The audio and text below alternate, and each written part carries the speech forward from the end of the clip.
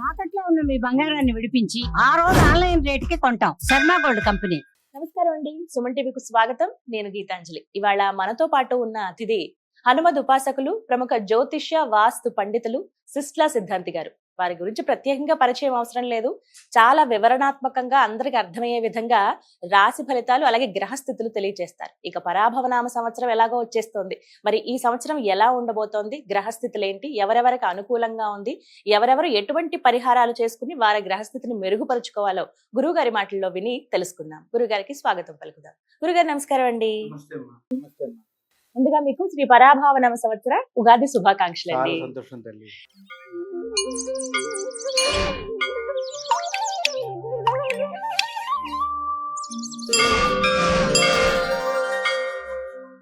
గురుగారు, తులారాశి వారి జాతక ఫలితాలు ఈ పరాభవనామ సంవత్సరాలు ఏ విధంగా ఉన్నాయో తెలియజేస్తారా? సంవత్సర ఫలితాలు ప్రధాన గ్రహాలైనటువంటి గురు శనుల సంచారం, రాహుకేతువుల సంచారం మీద ఆధారపడి ఉంటుంది. ఉన్న 9 గ్రహాల్లో 4 గ్రహాల మీద ఆధారపడి మాత్రమే సంవత్సర ఫలితాలు వస్తాయి. అవును. ఎందుకంటే వీళ్ళు స్థిరంగా ఉంటారు, కదలరు. ఇప్పుడు అలా తీసుకున్నప్పుడు మనకి శని పూర్తిగా ఈ సంవత్సరం అంతా కూడా పరాభవన సంవత్సరంలో కుంభంలో మన మీనంలోనే సంచారం, మీనరాశిలోనే శని సంచారం.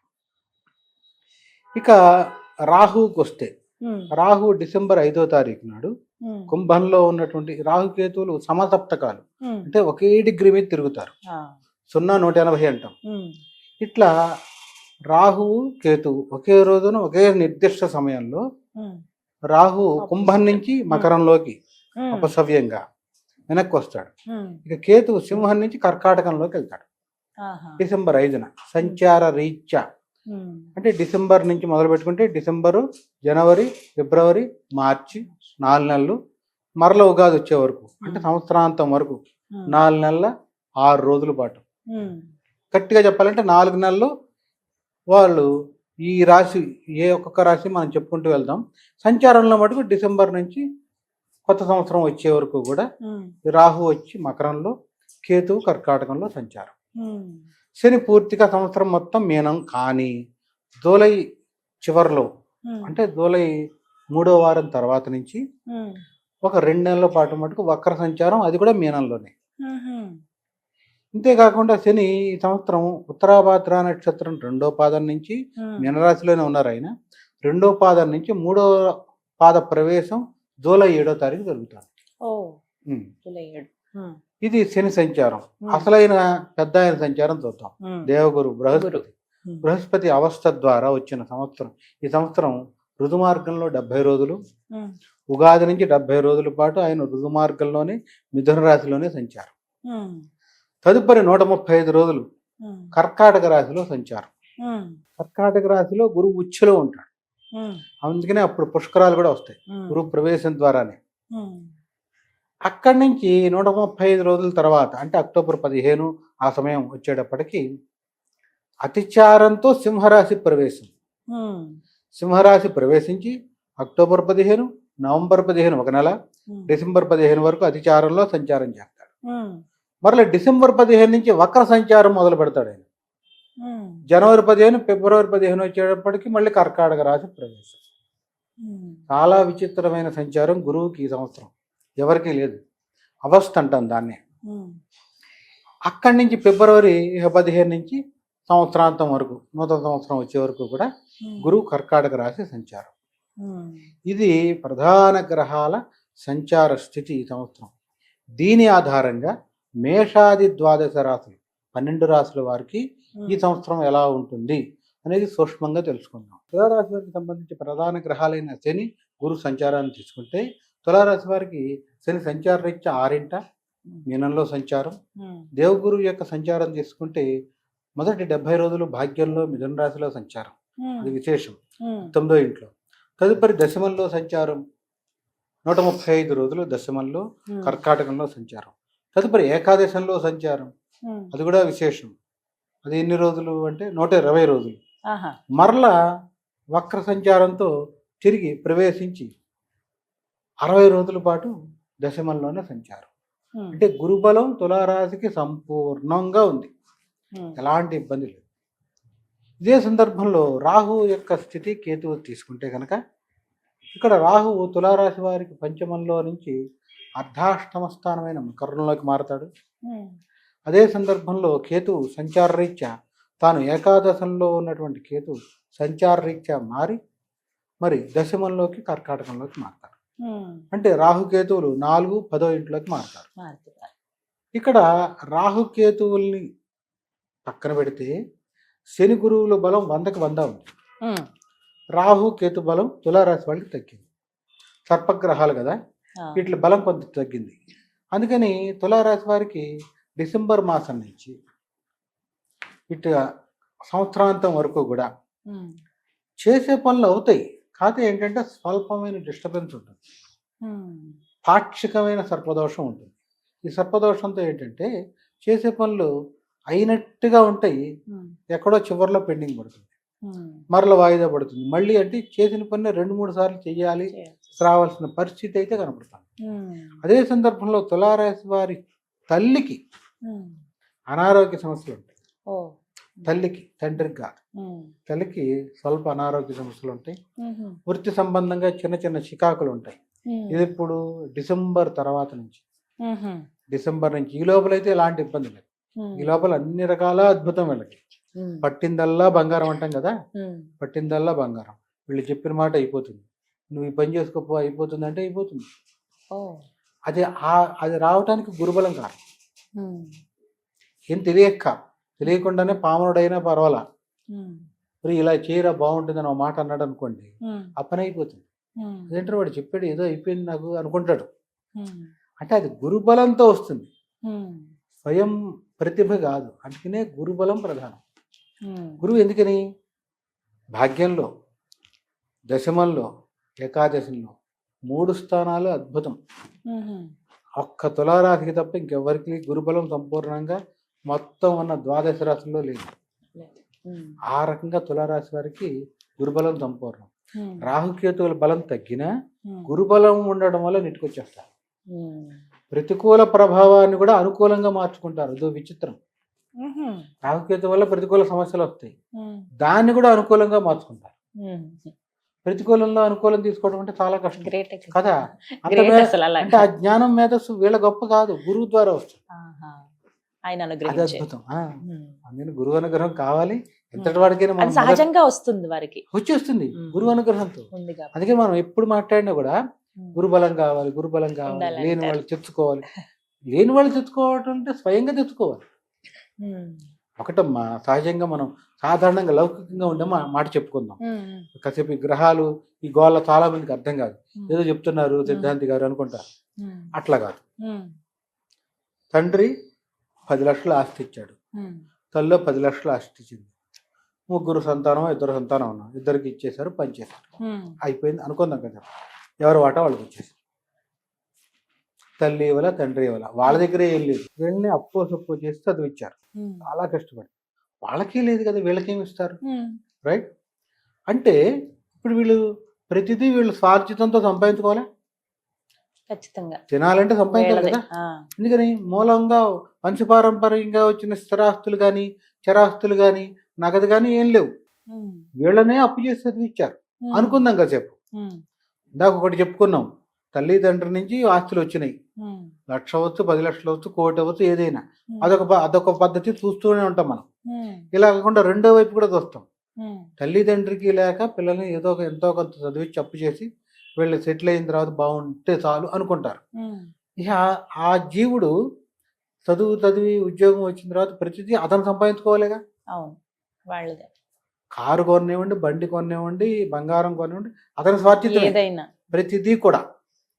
ఇక్కడే ఇదే మనకి గ్రహాలు కూడా అప్లికబుల్. నీ జాతక చక్రంలో గురుబలం ఉంది పుట్టినప్పుడు, గురుబలం ఉంది పుట్టినప్పుడు. అంటే వారసత్వంగా వచ్చిన ఆస్తిలాగా నీకు వచ్చింది గురుబలం. ఇది ఒక పద్ధతి, పర్వాలా. జాతకుడు నెట్టుకుంటూ వెళ్ళిపోతాడు, ఏం చేసినా కలిసి వస్తూ ఉంటుంది. వాడికేంటరా, ఎక్కడ పెట్టినా చెయ్యి, ఎక్కడ పెట్టినా అక్కడ డబ్బు వచ్చేస్తూనే ఉంటుంది అంటూ ఉంటారు కొంతమంది. వాడు దేంట్లో పెట్టినా డబ్బులు వస్తాయి. అసలు గురుబలమే పోయింది. పుట్టినప్పుడే గురువు అష్టమంలో పడిపోయాడు. ఇందాక చెప్పినట్టు ద్వాదశంలో 12వ ఇంట్లో పడిపోయాడు. లగ్నం నుంచి ఈ మాట్లాడుకుంటాం. లేదా తృతీయ బృహస్పతించా 3వ ఇంట్లో పడ్డాడు గురువు అనుకుంటే అప్పుడు ఏం చేయాలి? ప్రతి ఇతను సంపాదించుకోవాలి. ప్రతిదీ అవును. గురువు సంపాదించాలంటే ఎట్లా సంపాదించాలి? ప్రతినిత్యం దక్షిణామూర్తిని స్తోత్రం చేస్తూనే ఉండాలి. సంవత్సరానికి ఒకసారి గురువు గ్రహ హోమం చేసుకుంటూ ఉండాలి. వర్షే వర్షే అంటాం. వర్షం అంటే సంవత్సరం. సిద్ధి వినాయక వర్షే వర్షే అని పూజ చేయం సంకల్పంలో. అవును. వర్షే అంటే సంవత్సరం. అవును. ప్రతి సంవత్సరం గురుబలం ఇతను ఈ జాతకుడు జీవుడు తెచ్చుకోవాలి. మరి సంపాదించుకుంటున్నాడా? ఎట్లా సంపాదించుకుంటున్నాడు? తండ్రి తల్లి ఆస్తి వల్ల. అట్లాగే గురుబలాన్ని కూడా సంపాదించుకోవాలి. సంపాదించుకోవాలంటే 2 పద్ధతులే ఉన్నాయి. వైదికంగా శాస్త్రం చెప్పింది, నువ్వు రోజు మానకుండా తింటున్నావుగా తిండి, నువ్వు దక్షిణ స్తోత్రం చేయి. నా వల్ల కాదు చేయలేను అనుకుంటే అప్పుడు హోమానికి వెళ్ళు. ఇదో అదో చేయాలిగా. డాక్టర్ అయినా ఏం చెప్తాడు? నువ్వు టాబ్లెట్ అయినా వేసుకో, లేదంటే రా సర్జరీ చేస్తా అంటాడు. లేదంటే సమానమైన ఏదో ఉంటుంది, అదైనా చేస్తానంటాడు. రోగం తగ్గాలిగా. ఇక్కడ కూడా అంతే. గురుబలం కావాలంటే ఎక్కడి నుంచి వస్తుంది? నువ్వైనా చేసుకో జీవుడుగా, లేదా చేయించుకో. రెండో పక్షం కూడా ఉందిగా. నువ్వు అశక్తుడివి, నువ్వు చదవలేవు, కొన్ని రాదు, ఒక రోజు కుదురుతుంది, తప్పు చదువుతానే భయం ఉంటుంది కొంతమందికి. ఇప్పుడు మనం చెప్తాం ఛానల్లో కూడా, తప్పు చదవకండి, స్పష్టంగా చదవండి. అది ఏంటంటే అక్షరలోపం ఉన్నా మళ్ళీ పాపం అని చెప్తాం. ఎందుకనంటే ఒకదానికి మన పదానికి అర్థం మారిపోతుంది, పదం అర్థమే మారిపోతాయి కదా తప్పు చదివితే. అట్లా భయం అనుకున్న వాళ్ళు, లేదా ఆర్థికంగా శక్తి ఉన్న వాళ్ళు హోమానికి రావచ్చు, చేసుకోవచ్చు. కానీ గురుబలం తెచ్చుకోవాలి, లేని వాళ్ళకి కావాలి. ఎందుకని ఎంతసేపు గురువు గురించి మాట్లాడుతున్నామంటే 9 గ్రహాల్లో గురువుకి వైశిష్ట స్థానం ఉంది. ఒక ఒంటి చేత్తో మొత్తం జాతకాన్ని శాసించే శక్తి గురువుకు ఒక్కళ్ళకే ఉంది, ఒంటి చేత్తో. అందుకనే ఆయన వీక్షణ ఉంటుంది. వీక్షణ అంటే చూపు. తానున్న స్థానం నుంచి 7వ స్థానాన్ని చూస్తాడు. తానున్న స్థానం నుంచి త్రిపాద దృష్టి నవ పంచకేషు శాస్త్రం చెప్పేది. తానున్న స్థానం నుంచి 5, 9 స్థానాలు చూస్తాడు గురువు. 7 చూస్తాడు. 7 అంటే స్ట్రైట్ పాయింట్, యాక్సిస్. 0 మీద ఉన్నది 180 మీద ఉన్నది చూస్తుందా? Straight line. అంటే తానున్న స్థానం నుంచి 7th హౌస్ చూస్తాడు. 5, 9 కూడా చూస్తాడు. 5వ ఇల్లుని చూస్తాడు, 5th హౌస్ని, 9th హౌస్ని చూస్తాడు. ఆయన చూపు ఏ స్థానం మీద పడుతుందో అవన్నీ శుభ ఫలితాన్ని ఇస్తాయి. దాని అర్థం ఏంటి? ఒంటి చేత్తో గురువు చక్రాన్ని, జాతక చక్రాన్ని, జాతకుడిని శాసిస్తాడు.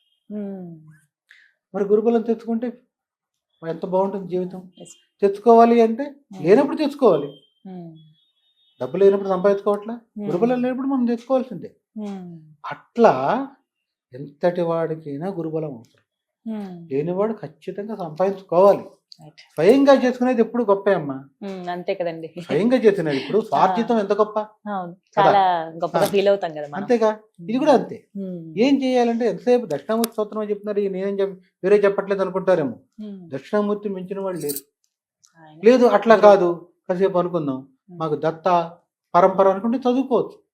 దత్తాత్రేయ స్వామి స్తోత్రం చేయొచ్చు, ఆయనకు సంబంధించిన శ్లోకం ఉంటే, లేదా చివరికి దత్తాత్రేయ స్వామి గాయత్రి చదవచ్చు.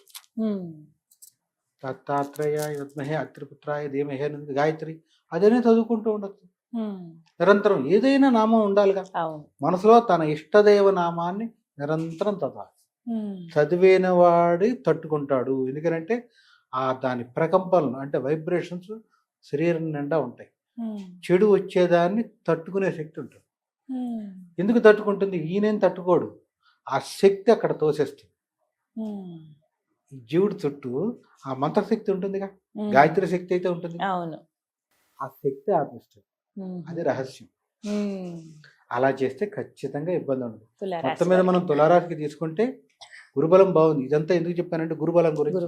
లేని వాళ్ళు ఎవరు తెచ్చుకోవాలంటే ఇట్లా తెచ్చుకోవాలి. ఎట్లా తీసుకున్నా తులారాశి వారికి ఈ సంవత్సరం మొత్తం పట్టిందల్లా బంగారం. గురువు ఎప్పుడు ఇటు మారినా మిథునంలో ఉన్న, కర్కాటకంలో ఉన్న, సింహంలో ఉన్న, రాహుకేతువులు అర్ధాష్టమం దశమంలో ఉన్న గురుబలం ఉంటుంది. కాబట్టి గురుబలం లేకపోతే మళ్ళీ రాహుకేతువుల వల్ల డ్యామేజ్ అవుతారు. గురువు బలం బాగుంది. తులారాశికి మొత్తం మీద చాలా అంటే చాలా బాగుంటుంది. ఈ సంవత్సరం దాదాపుగా వీరింట శుభ కార్యక్రమాలు జరుగుతాయి, మంగళకరమైన కార్యక్రమాలు జరుగుతాయి. వివాహాలు అవ్వచ్చు, గృహారంభ, గృహప్రవేశం, ఇల్లు కట్టడమో కొంటమో చేస్తారు, లేదా భూమి పూజ చేసి ఇల్లు కడతారు. ఆ, ఇట్లా కాకుండా కొడుకో కూతురో పెళ్లి చేస్తారు. ఇట్లా శుభకరం మంగళకరమైన కార్యక్రమాలు జరుగుతాయి. సంఘంలో గౌరవం కీర్తి పెరుగుతుంది, రాజపూజ్యం పెరుగుతుంది. మీరు వస్తున్నారంటే మీకోసం ఆగి ఉండేవాళ్ళు ఉంటారు. మీరు వస్తున్నారంటే వస్తారు, లేదా తర్వాత అయినా వస్తారు, ప్రారంభించండి అంటారు కొంతమందిని. అట్లా ఉండదు వీళ్ళ పరిస్థితి. మీరు వస్తున్నారంటే ఆగుతారు. అది నిజమైన గురుబలం. అందుకని మనం ఇప్పుడు సదా భగవంతుడికి రుణపడి ఉండాలి, మన ప్రతిభ కాదు. గురుబలం పోతే ఇట్లా ఉన్నవాడు ఇట్లా పడిపోతాడు. అంతే కదా, ఆ అనుగ్రహం ఉండాలి. అంటే మనం అంతా క్షణికం, ఎక్కడ మన గొప్పతనం అనుకోకూడదు. అదమ్మా, చక్కగా వివరించారు, అర్థమయ్యేలాగా చెప్పారండి. ధన్యవాదాలు గురుగారు. చాలా సంతోషం.